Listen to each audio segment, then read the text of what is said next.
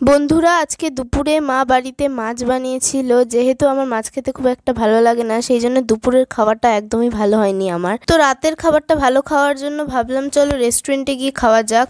তো রাত্রি 8টার দিকে প্রায় আমরা বেরিয়ে গিয়েছিলাম পপি শানু রেস্টুরেন্টে যাওয়ার জন্য। দেখো সাজুগুজু করে নিয়েছিলাম, তারপর আমরা রেস্টুরেন্টে এখন যাচ্ছি। ফ্রেন্ডস, এই রেস্টুরেন্টটা কিন্তু আমার অলওয়েজ ফেভারিট। এখানকার খাওয়া দাওয়ারও আমার খুবই ভালো লাগে। তোমাদের এখন দেখো আমি ভেতরটা দেখাচ্ছি। ভেতরের অ্যাম্বিয়েন্সটা আমার খুবই পছন্দের। দেখো এখানে কত সুন্দর সুন্দর জিনিসপত্র রাখা আছে। তবে এই হোটেলটা ঘুরতে ঘুরতে আমার হুট করে নজরে পড়লো এই একটা মিউজিক্যাল ইনস্ট্রুমেন্ট। এটা আমার খুবই পছন্দের। দেখতেই পাচ্ছ গিটার, আমি একটু গিয়েটা বাজিয়েও দেখলাম। তারপর হোটেল দেখা দেখির পালা শেষ করে এখন আমরা চলে গেলাম মেনু দেখতে, যাতে খাবার অর্ডার করতে পারি। তারপর আমি চলে গিয়েছিলাম এখানে বেসিনে হাত ধুতে। আর তখনই হাত ধুতে ধুতে দেখি আমার আগের স্কুলের, পুরনো স্কুলের ফেভারিট একজন ম্যাম এখানে এসেছে।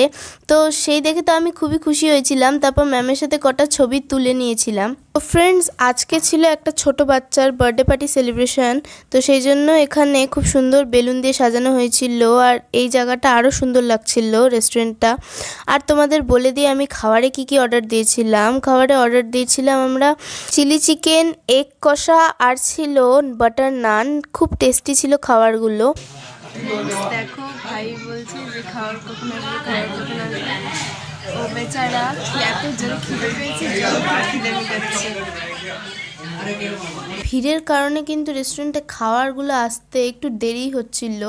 অবশেষে আধ ঘন্টা পর আমাদের সবগুলো খাবার চলে এসেছে। দেখো কত লোভনীয় লোভনীয় খাবার আসতেই আমরা সব খাবারগুলো গরম গরম প্লেটে সার্ভ করে নিলাম। তারপর খাওয়া শুরু করলাম। কিন্তু আজকে কিন্তু আমরা 4জনই এসেছি, মানে মা, বাবা, আমি আর ভাই। দিদি আসেনি, কারণ দিদি গেছে ঘুরতে। ওর তো পরীক্ষা শেষ হয়ে গেছে, এখন গেছে ছুটি মানাতে। যাই হোক, এবার খাওয়া দাওয়ার পালা শুরু করা যাক। প্রথমেই আমি খেয়েছিলাম চিলি চিকেন। চিলি চিকেনটা তো আমার অসাধারণ লেগেছিল, যেটা আমার সবসময় লাগে। আর বাবা কিন্তু আগের থেকেই রিচ কম দেওয়ার কথা বলে রেখেছিল, কারণ আমরা কেউ রিচ খাই না। ফ্রেন্ডস, খাবারে ঝাল কম হওয়াতে কিন্তু আমার ভাইও খাবার খুবই সুন্দর করে চেটেপুটে খেয়েছিল। দেখো কেমন মুখে রঙ্গিভঙ্গি করতে করতে নাচতে নাচতে খাচ্ছে ও। নেক্সট আমরা ট্রাই করেছিলাম এগ কষা, আর এগ কষা আমার খুবই ভালো লাগে।